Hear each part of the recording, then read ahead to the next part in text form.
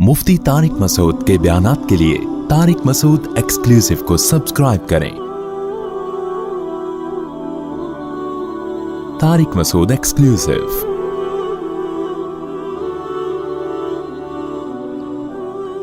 अल्लाह मियां ने सूद को हराम कर दिया, पब्लिक से नहीं पूछा, जो उस वक्त बड़े बड़े सूदखोर से उनसे नहीं पूछा, हालांकि उनके मफाद पे ज़द पड़ रही थी।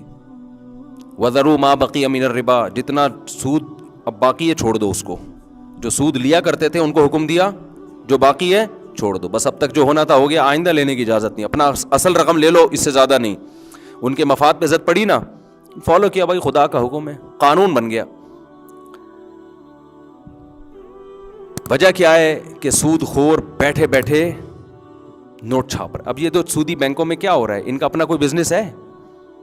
कितना देखो यहूदी शातिर दिमाग ने कैसा मजे से पैसा कमाया, एक दुकान खोल के बैठ गया, दुकान खोल के बैठ गया कि आप मुझे 1 करोड़ रुपए कर्जा दो, उस पर मैं आपको 2 लाख रुपए दूंगा।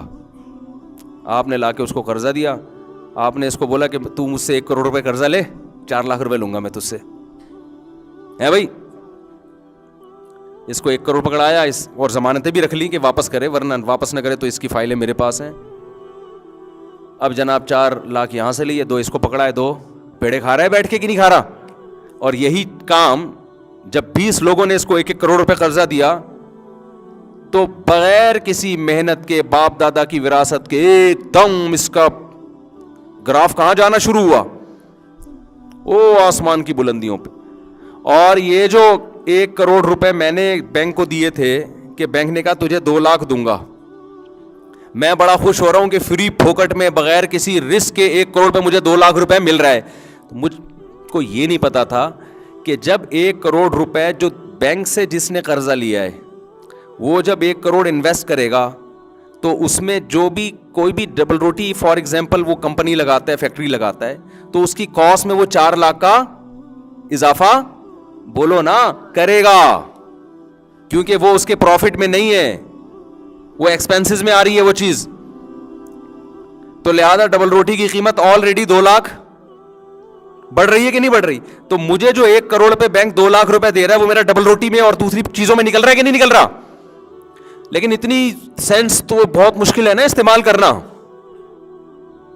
ये बैठ के पेड़े खा रहा है जो बीच में जो बैंक है ना जो, और रिस्क कोई नहीं इसका। इसने जब 1 करोड़ वसीम भाई को दिए ना बैंक ने कि 1 करोड़ पे 4 लाख चाहिए, इसने कहा वो 1 करोड़ डूबे, हलाक हो, मुझे इससे कोई गरज नहीं है। तो पेड़े ही खाना हुआ कि नहीं हुआ।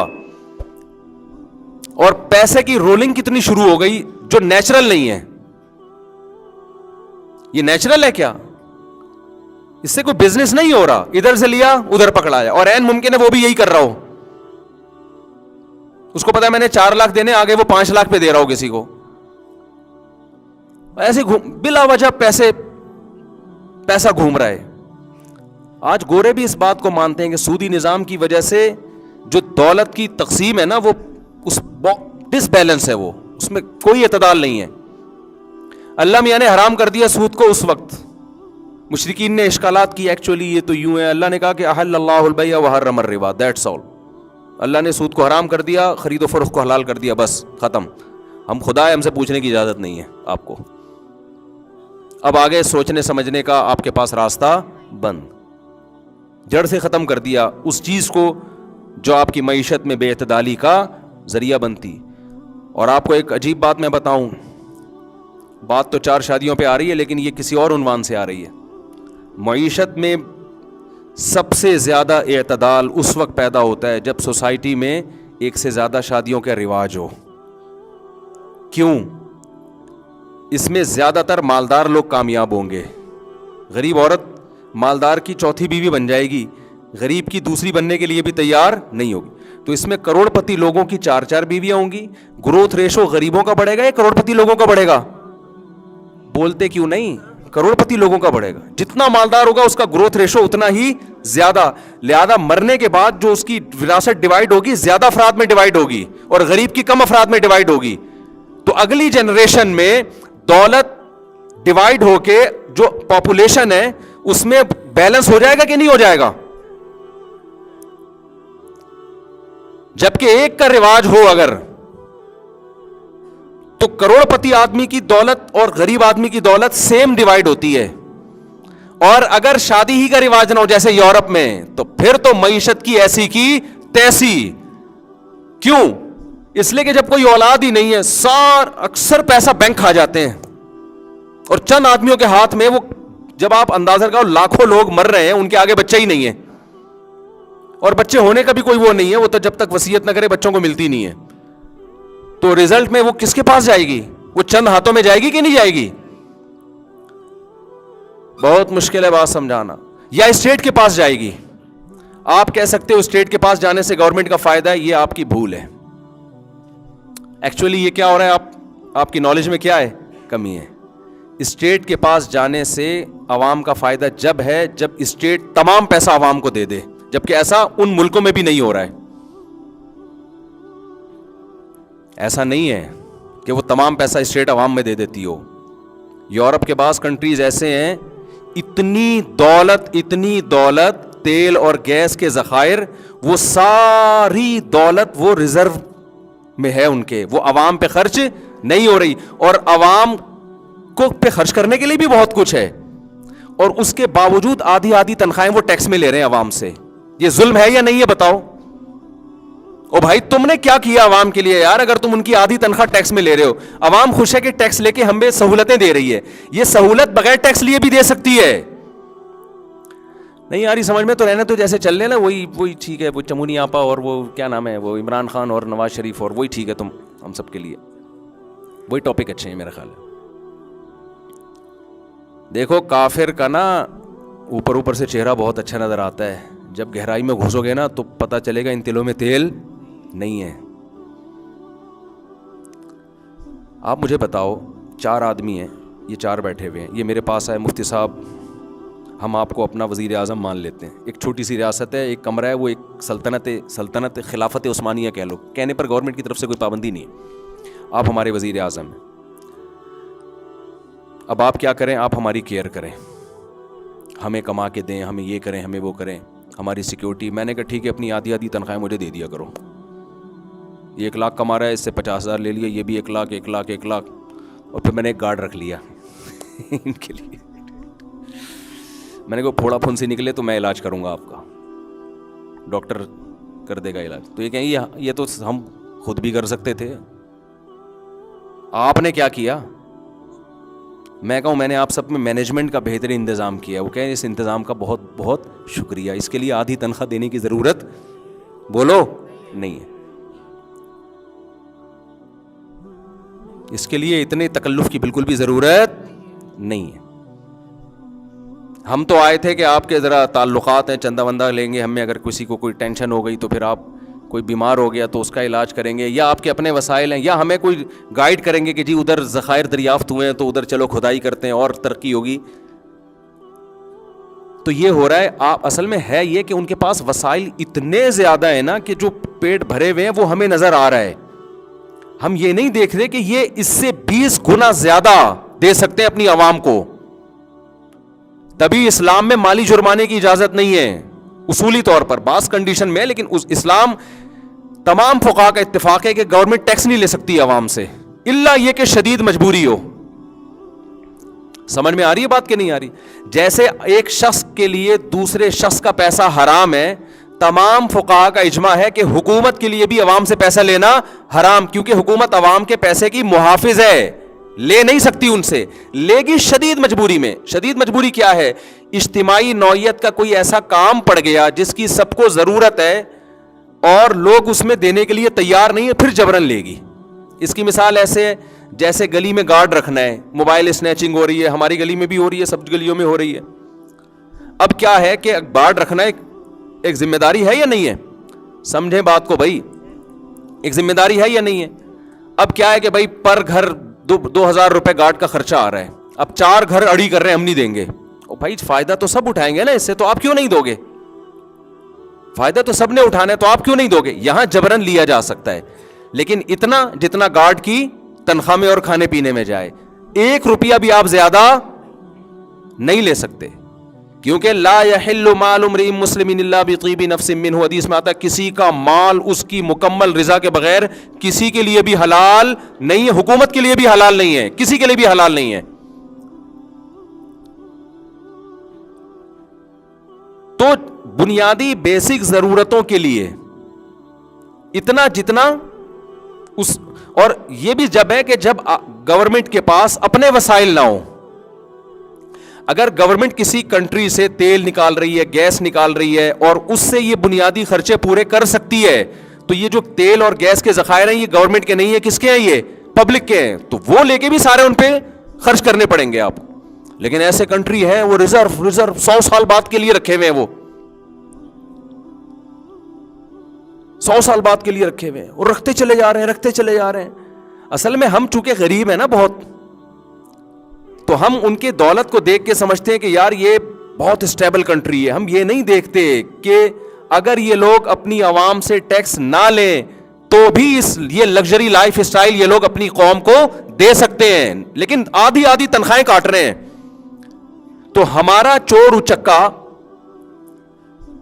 جو 10 روپے ہم سے چھینے گا، یا ہمارے ہاں کوئی بیٹھا ہو نا، جیسے وہ رسی لگا کے بیٹھے ہوئے ہوتے تھے پرانے زمانے میں جو وڈیرے ہوتے تھے نا، کہ جو گاڑی گزرے گی غنڈہ ٹیکس، تو وہ غنڈہ ٹیکس لے گا تو وہ تو حرام ہے، لیکن اسی غنڈہ ٹیکس کو آپ نے لیگل کر کے ایکچولی ایک شریف انسان کی علامت ہے، ٹائم پہ ٹیکس ادا کرتا ہے، اور اس کو بڑے بلیک منی اور وائٹ منی کی اصطلاحات دے کے وہی ٹیکس کو آپ نے کیا کر دیا؟ ایک اچھے شہری ہونے کی علامت قرار دے دیا آپ نے. نہیں آ رہی سمجھ میں؟ تو جیسے چل رہے ہو ایسے چلو. اس کا یہ مطلب نہیں کہ ٹیکس دینا بند کر دیں آپ، یہ ہرگز مطلب نہیں ہے. جب ایک اجتماعی نظم چل رہا ہوتا ہے نا تو پھر سب کو اسی نظم میں چلنا پڑتا ہے. یہ 2-4 آدمیوں سے کچھ نہیں ہوتا. یہ تو جب تک سسٹم تبدیل نہیں ہوگا اس وقت تک کوئی آدمی اگر ٹیکس بچائے گا تو اس کو کوئی بھی لیگل نہیں کہتا، علماء بھی اس کی اجازت نہیں دیتے. اور پاکستان میں تو یہ سہولت ہے، ٹیکس بہت کم ہے. سمجھ میں آ رہی ہے بات کہ نہیں آ رہی؟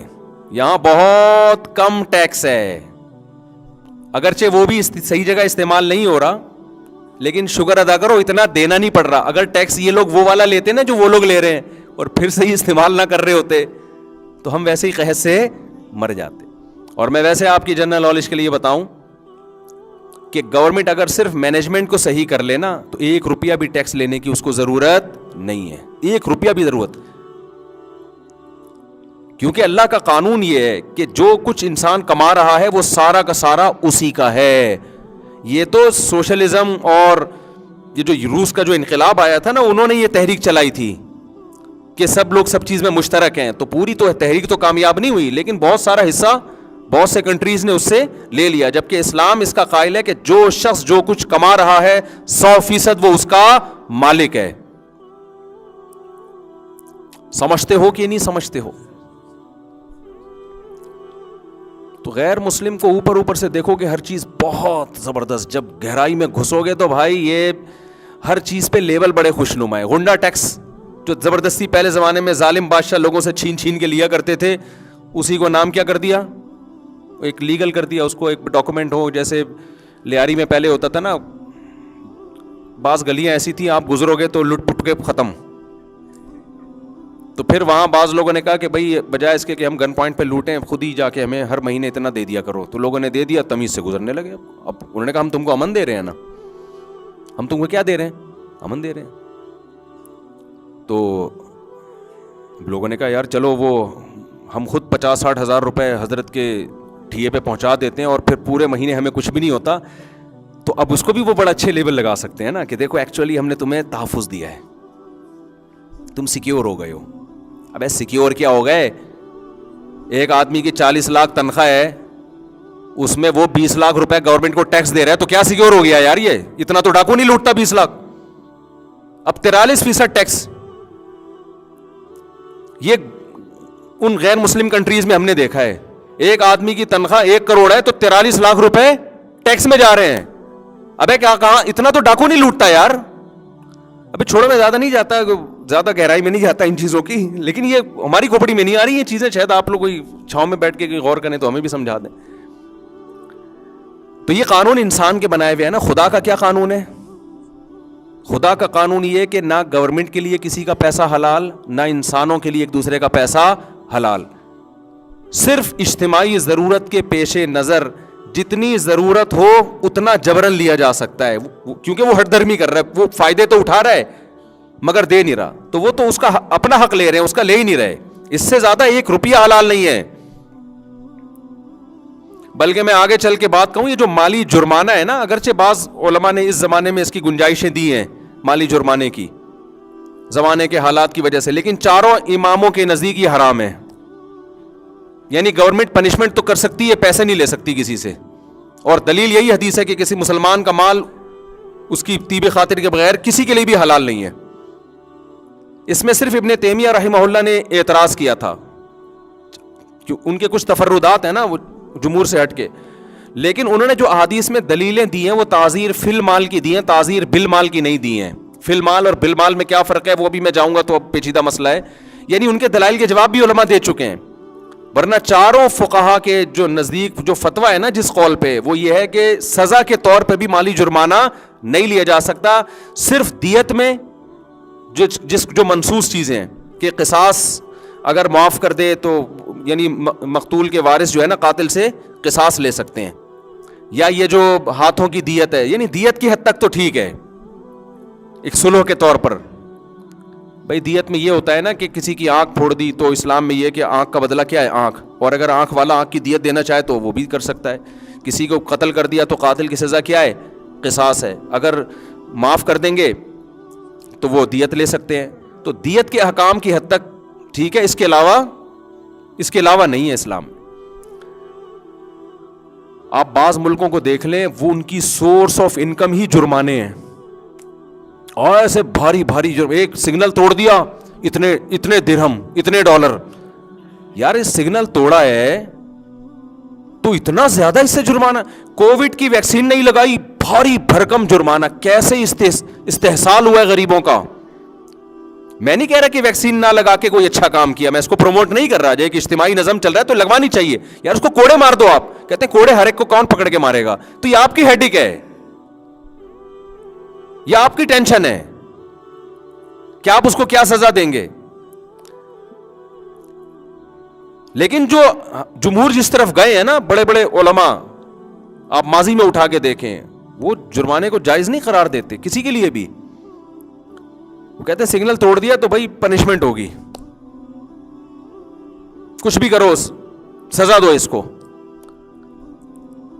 لیکن بعض علماء کی اس زمانے میں رائے ہے، وہ بھی اہل علماء ہیں، کہ بھائی اس زمانے میں سزا والا نہیں چل سکتا، جرمانہ ہی کرنا پڑے گا. اب میں اس زیادہ بحث میں نہیں جاتا، لیکن میں نے آپ کو جو اسلام کا اصل مزاج ہے وہ آپ کو بتایا ہے. وہ گنجائش والا قول ہو سکتا ہے اس زمانے میں واقعی نہیں ہو سکتا، وہ گنجائش والا قول لے لیا. لیکن جو اصل جو اسلامی سلطنتیں جس پہ چلی ہیں، خلافت عثمانیہ میں 1 روپے بھی ٹیکس نہیں تھا، مالی جرمانہ 1 روپیہ بھی نہیں تھا، پنشمنٹ کا نظام تھا. آج حکومتیں لوگوں سے ایک سگنل توڑ دیا اتنے ڈالر، فلانا کر دیا اتنے ڈالر، یہ کر دیا اتنے ڈالر، ہر چیز پہ پیسہ لے کے یعنی تو تحفظ کہاں سے ہو گیا بھائی. جب کوئی حکومت ہوتی ہے انسان کو یہ تحفظ ہوتا ہے کہ جتنا پیسہ میں کما رہا ہوں گورنمنٹ اس کی حفاظت کرے گی، مجھ سے وہ کوئی پیسہ چھینے گا نہیں. آج حکومت کو یہ اعتراض ہوتا ہے کہ لوگ اپنا پیسہ شو کیوں نہیں کرتے. او بھائی لوگوں کو ڈر ہے اگر لوگوں نے شو کر دیا تو وہ سیو نہیں رہیں گے. میں ایسے کروڑ پتی تاجروں کو جانتا ہوں اب تک اکاؤنٹ نہیں کھلوایا انہوں نے. میں کہتا ہوں کیا اکاؤنٹ نہیں کھلوایا؟ بھائی گورنمنٹ کو شو کر دیں گے، گورنمنٹ نہیں چھوڑے گی ہمیں. گورنمنٹ کا کام تھا کہ آپ کو سیکیورٹی دینا. اب گورنمنٹ ہی سے لوگ سب سے زیادہ ڈر رہے ہیں. وہاں نہیں ڈرتے یورپ میں. اس کی وجہ یہ نہیں کہ وہاں سیکیور ہے، اس کی وجہ تمہارا باپ بھی دے گا. یعنی گورنمنٹ کو پتہ چل گیا نا ایسی کی تیسی کر دے گی. تو قانون مضبوط ہے نا، اس لیے اب تو وہاں ہر چیز آن لائن چل رہی ہے، وہ پیسے لے کے گھومتے ہی نہیں ہیں. تو ایسا گرفت ہے کہ آپ پیسہ چھپا ہی نہیں سکتے. اور چھپانے کا مطلب کیا ہے کہ وہ جو ٹیکس کٹے گا پھر کوئی پوچھ نہیں سکتا کہ میں 1 کروڑ روپے کما رہا تھا، ہر سال میری تنخواہ سے آپ نے 43 لاکھ روپے کاٹے ہیں، تو کائنڈلی میرے تو 7 نسلوں میں بھی نہ میں اتنے کا علاج کراؤں گا، تو کس بیس پہ آپ کاٹ رہے ہو؟ تو کہیں گے آپ ہی کو ریٹرن کیا جا رہا ہے. وہ یہ نہیں کہہ سکتا مجھے تو کوئی ریٹرن نہیں کیا جا رہا. بھائی ہمارے نبی نے کیسی پیاری حدیث ہے. جب آپ صلی اللہ علیہ وسلم نے حضرت معاذ ابن جبل کو یمن کا گورنر بنا کے بھیجا، آپ نے فرمایا تم ان کے مالدار لوگوں سے سال میں ایک دفعہ 2.5% لوگے, سال میں ایک دفعہ کتنا 2.5, اور ہر چیز پہ نہیں, صرف ان 4 چیزوں پہ جو گرو کرتی ہیں. سونا ہے کسی کے پاس, چاندی ہے کسی, کیونکہ یہ چیزیں روکنا غلط ہے نا, سرکولیٹ ہونی چاہیے نا, صرف مالدار لوگوں سے, اور آپ نے فرمایا انہی سے لے کے اسی وقت انہی کے غریبوں میں ڈیوائڈ کر دینا ہے. یؤخذ من اغنیائہم وترد الی فقرائہم, فرمایا ان کو بتا دینا تمہارے مالداروں سے یہ زکوٰۃ لی جائے گی اور تمہارے ہی غریبوں میں ڈیوائڈ کر دی جائے گی. اور اس زکوٰۃ کے پیچھے بھی کانسیپٹ کیا ہے؟ آپ گورنمنٹ کو نہیں دے رہے, آپ کس کو دے رہے ہیں؟ خدا کو قرضہ دے رہے ہیں. خوشی سے دیتا ہے انسان, اور وہ کہاں لوٹائی جا رہی ہے؟ غریبوں پہ. اور اس میں بھی یہ کہ اگر آپ خود دے دیں تو بھی ٹھیک ہے, غریب کو کیا کریں, آپ خود دے دیں. معذوروں کے بڑے زبردست انتظام ہیں ان ملکوں میں. اسلام کیا کہتا ہے؟ معذور کو پالنا بھائی کی ذمہ داری ہے. باپ کی اولاد معذور ہے, کس کی ذمہ داری؟ باپ کی. باپ خود خرچ کرے گا اپنے معذور بچے پہ. باپ نہیں ہے تو بھائی خود خرچ کرے گا اپنے معذور بھائی پہ. گورنمنٹ کا کام ہے یہ دیکھنا کہ معذور بھائی کا, تو معذور بھائی پہ جو حق ہے وہ بھائی ادا کر رہا ہے یا نہیں کر رہا. معذور یا معذور کا وکیل کورٹ میں کیس کرے گا, گورنمنٹ معذور کو وکیل کر کے دے گی کہ تم کیس کرو اور تمہارے بہن بھائیوں سے تمہارا خرچہ لیا جائے گا. وہاں یہ نہیں ہے, وہاں یہ کہ معذور کو گورنمنٹ خود پالے گی. کیا مطلب؟ لوگوں سے ٹیکس لے رہی ہے اور گورنمنٹ خرچ کر رہی ہے, تو معذور کے دل میں بھائی کی محبت پیدا ہو رہی ہے, گورنمنٹ کی پیدا ہو رہی ہے؟ گورنمنٹ کی ہو رہی ہے. اسلام کیا کہتا ہے؟ بوڑھے باپ کو کون پالے گا؟ تمہارا باپ پالے گا, یعنی تم پالے گا. بوڑھا باپ ہے, گھر میں رکھو گے, خرچ خود کرو گے. غیر مسلم کہتا ہے نہیں, گورنمنٹ تم سے ٹیکس لے گی, اولڈ ہاؤس بناؤ گی, تم سب کے ابے وہاں پلیں گے. ابوں کے دل میں کس کی محبت بیٹھے گی؟ اولاد کی یا گورنمنٹ کی؟ گورنمنٹ کی. ریلیشن گئے تیل لینے, اور کہتے ہیں بہت زبردست سوسائٹی ہے, ویل ڈن. وہاں بوڑھوں کی بڑی کیئر ہے. بوڑھوں کی کیئر نہیں تھی اس لیے بوڑھوں کی کیئر ہے. ان کو پتا تھا کہ یہ نہیں پالیں گے, ہمیں ہی پالنا ہے سب کچھ. ابے تو تم 43 لاکھ روپے 1 کروڑ والے سے لے کے اس کے ابا کو کھلا رہے ہو, اس کمبخت کو بولو تو اپنی گود میں بٹھا کے خود کھلانا اس کو,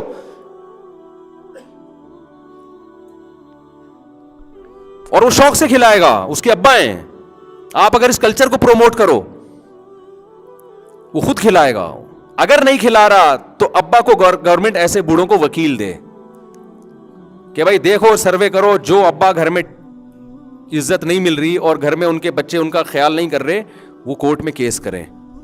تو گورنمنٹ ان بچوں کی تنخواہ سے جبرن کٹوتی کر کے ابا کو دے گی, تاکہ ابا کو یہ احساس ہو کہ یہ آ انہی کے رہے ہیں میرے پاس جن کو میں نے کھلایا ہے.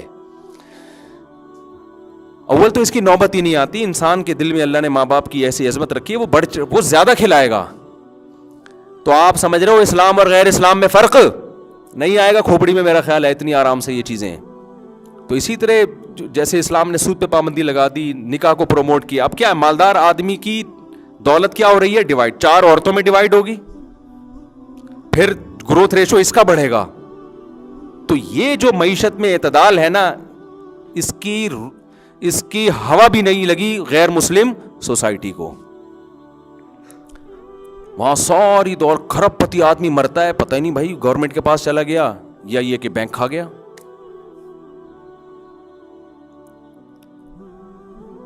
تو میں بات کو جلدی سے ختم کرتا ہوں سمیٹ کے, کہ جب اللہ قانون بناتے ہیں نا میرے بھائی, تو کسی ایک کا فائدہ اس میں نہیں دیکھتے, اجتماعی فائدہ دیکھتے ہیں اور اس کو نافذ کر دیتے ہیں, تمہیں عمل کرنا ہے اس لیے قانون اللہ کے مانا کرو, اس میں تمہارا فائدہ ہے.